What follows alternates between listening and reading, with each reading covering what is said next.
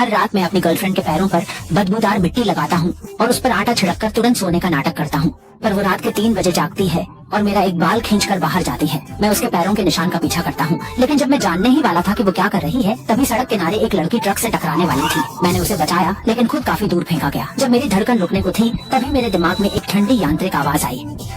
महाशक्ति प्रणाली सफलतापूर्वक सक्रिय की गई। महाशक्ति खाते में 1000 करोड़ दर्ज किए गए हैं। अब आपके ब्लैक कार्ड में यह राशि उपलब्ध है। आपको स्वर्ण गठन कौशल प्राप्त हुआ है, जो आपको चीजें देखने और दिल पढ़ने की क्षमता देता है। साथ ही आपने कुंग फू में मास्टरी का कौशल प्राप्त किया है, जिससे आप कई लोगों का सामना कर सकते हैं। जागते ही मुझे अपना शरीर अविश्वसनीय शक्ति से भरा हुआ लगा। यहाँ तक कि 15 किलोमीटर दूर आती कार की आवाज भी साफ सुनी जा सकती थी।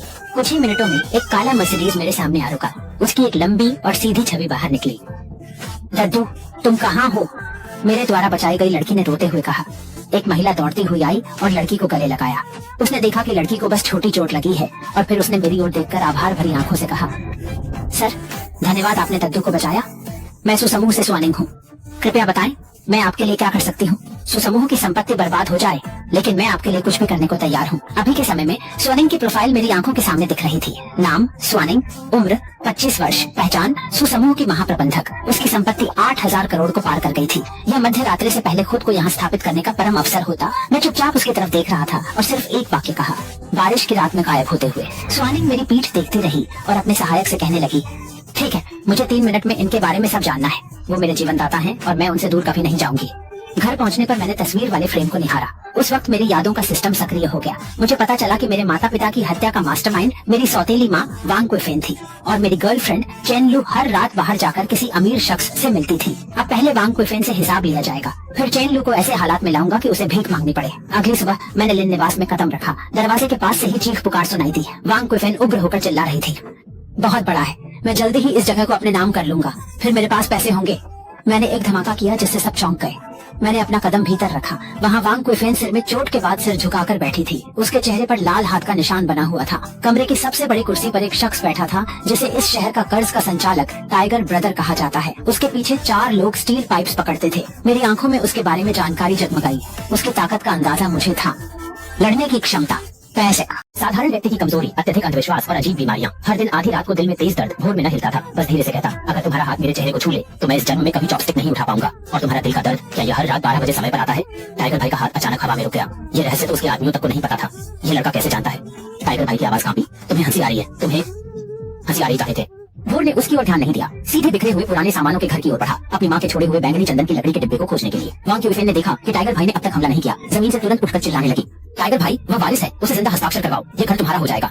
टाइगर भाई की आंखें असमंजस से भरी थी। करोड़ों के साथियों के सामने अंदर का थोड़ा डर कोई बात नहीं थी। उसका चेहरा अचानक कठोर हो गया। भाइयों, इस लड़के को पकड़ो, आज साइन न करे तो उसकी एक उंगली काट दो। इसके साथ ही 4 बदमाश स्टील की प्लेटें लहराते हुए भोर की ओर दौड़े। भोर की पीठ उनकी ओर थी। वह गहरी सांस लेते हुए बोला, क्यों मुझे हिंसा का सहारा लेने के लिए मजबूर करते हो? शब्द खत्म भी नहीं हुए थे कि उसने अचानक पलटकर एक साइड किक मार दी। धड़ाम की आवाज के साथ सबसे आगे वाला बदमाश जैसे ट्रक की टक्कर से उड़ा हो 10 मीटर दूर दीवार से टकराकर बेहोश हो गया। पूरे कमरे में सन्नाटा छा गया। बचे हुए 3 बदमाश डर के मारे रुक गए और सहज रूप से थूक निकला। भोर ने धीरे से अपने पैर को वापस रखा और उसकी नजर उस चाय पोस्ट सामने पड़ी, जहाँ माँ का छोड़ा चंदन के डिब्बे को उसने आखिरकार ढूंढ लिया।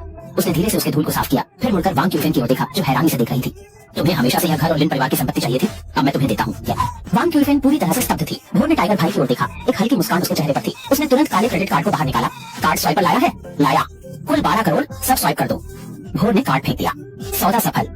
वांग कुइफेन की आंखों में खुशी की चमक थी। वह तुरंत उठकर जोर जोर से चिल्लाने लगी, तो समझदार बनो, क्योंकि तुमने मेरा कर्ज चुका दिया है। अब हम दोनों बराबर हैं। जल्दी से यहाँ से निकल जाओ। ये घर अब पूरी तरह से मेरा है। लेकिन अगले ही पल भोर के शब्दों ने उसे अंधकार में डुबो दिया। किसने कहा कि मैं तुम्हारा कर्ज चुका रहा हूँ? उसने वांग कुइफेन को बारीकी से देखा। ये पैसे मैंने तुम्हारे कर्ज खरीदने के लिए खर्च किए हैं। अब से तुम्हें ये कर्ज मुझे चुकाना होगा। वांग कुइफेन की मुस्कान अचानक गुम हो गई। टाइगर भाई तुरंत समझ गया और उसने चेहरे के भाव बदले। वांग कुइफेन की ओर गुस्से में देखा।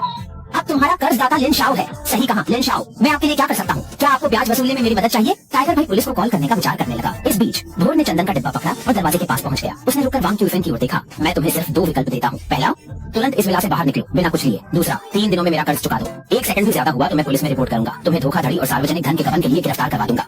भोर ने टाइगर भाई की तरफ मुड़कर कहा, अगर आपने वांग क्यूफेन को समय पर चीजें पूरी करने का ध्यान नहीं रखा तो मैं आपके खिलाफ इरादतन चोट पहुंचाने का मामला दर्ज करूंगा। मेरे पास मॉनिटरिंग का सबूत है। ये अपराध तुम्हें जेल में सड़ने के लिए काफी होगा। यह कहते हुए भोर विला से बाहर चला गया। पीछे से वांग क्यूफेन की दिल दहलाने वाली चीखने की आवाज और टाइगर भाई के आदमियों के द्वारा काम खत्म करने की आवाजें आने लगी। इन आवाजों को सुनते हुए भोर चमकदार धूप में खड़ा था। उसे बेहद संतोष मिला, लेकिन अगले ही पल सिस्टम ने नया कार्य सौंपा।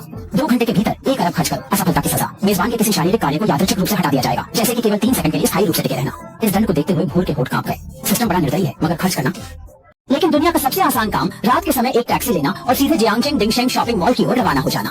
कार से उतरते ही एक लाल फरारी तेजी से उसके सामने आकर रुकी। खिड़की नीचे उतरी और अंदर उसकी पूर्व प्रेमिका चेन लू दिखी, जिसने चश्मा उतारते हुए धीमे से कहा, अरे ये तो आधी रात है। सुना है कि तुम घर से निकाल दिए गए हो और अब डिलीवरी का काम कर रहे हो। इतने बड़े मॉल में कैसे आ गए? यहाँ के गार्ड भिखारियों को अंदर नहीं आने देते।